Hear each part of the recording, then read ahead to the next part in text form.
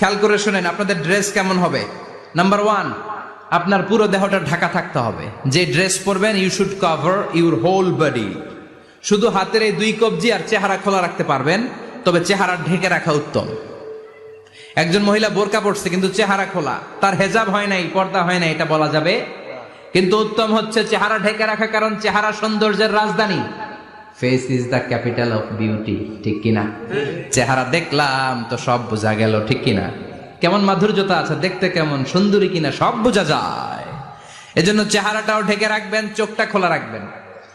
বিশ্বনবীর স্ত্রী উম্মে সালামা বলে, দেখার জন্য আমার দুই চোখের দরকার নাই, লাগবে এক চোখ। উনি আরেক চোখের মধ্যে আরেক কাপড় দিয়ে রাখতেন, এমনি তাকাইতেন।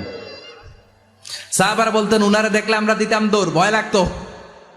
চোখ একটা দেখা যায় আর একটা খোলা, উনারে দেখে আমরা এদিক সেদিক পালিয়ে যেতাম। আবার অনেক মহিলারা পা ঢাকে না, পা কিন্তু পর্দার অন্তর।